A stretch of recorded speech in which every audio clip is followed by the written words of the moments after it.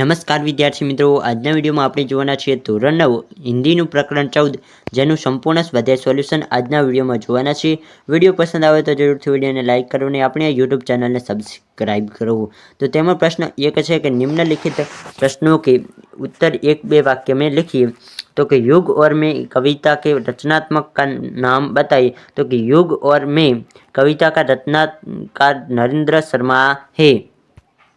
आगे जो ये प्रश्न 2 तो कि गगन और धरती से क्या हो रहा है। तो कि गगन और आगे के गोले बरस रहे हैं और धरती से ज्वालाएं उठ रही है। पछी जो ये प्रश्न 3 तो कि 7 समंदर में क्या हो रहा है। तो कि 7 समंदर में हिंसा की आग से पानी खोल रहा है। पछी छे प्रश्न 4 के काव्य शीर्षक का समानार्थी शब्द दीजिए।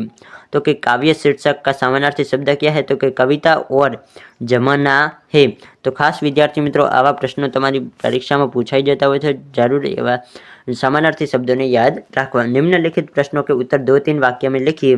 जेमा प्रश्न 1 है कि बुद्धि और हाथ किस कार्य के लिए है। तो कि बुद्धि का कार्य संसार के अज्ञान को दूर करके छाई जड़ता मिटाना है।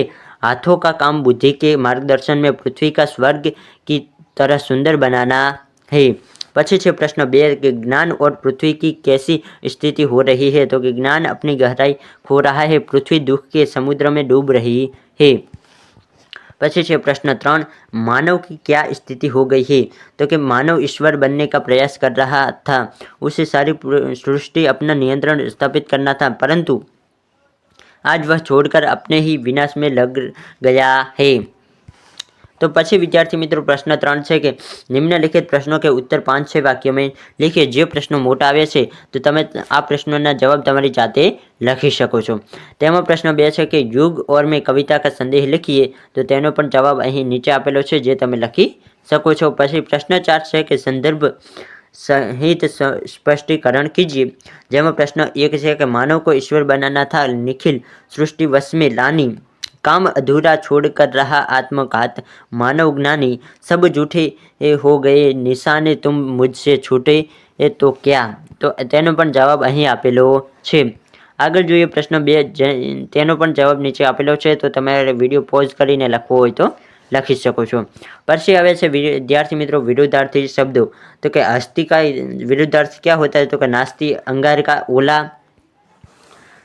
समुंदर का क्या होता है। तो कि तालाब। पछी से समानार्थी शब्द देकर उनका वाक्यों में प्रयोग कीजिए। तो कि अनगिनत, तो कि असंख्य, वाक्य तेनु शुं बने। तो कि आज अनगिनत मनुष्य बेकार है। तो कि पछी छे प्रश्न 2 गगन। तो गगननो समानार्थी शब्द शुं थाय। तो कि आकाश, वाक्य तेनु बनाववानुं थाय। तो कि गगन में बादल छाए हुए ही, एवुं तमे वाक्य बनावी शको छो। पछी छे प्रश्न 3 तो कि दुनिया, दुनियानो शुं थाय। तो कि संसार, तो तेनुं वाक्य बनाववुं होय तो कि दुनिया बहुत बड़ी है। निखिल, तो निखिलनुं समानार्थी शब्द है संपूर्ण, वाक्य तेनुं बने कि निखिल विश्व में कई अजायबीओ है। पछी छे 5मुं तो कि तहस नहस, तो कि बर्बाद, तहस नहसनुं समानार्थी शुं थाय। तो कि बर्बाद, वाक्य दंगे में सारा गांव तहस नहस हो गया। आपा, तो कि अभिमान, वाक्य है सुधीर को अपना आपा छोड़ देना चाहिए। पछी छे 5 तो कि तहस नहस बर्बाद, ये तो आवी गई। तो आगे जोईए प्रश्न 7 ऐसी स्थिति में आप क्या कर सकते हैं।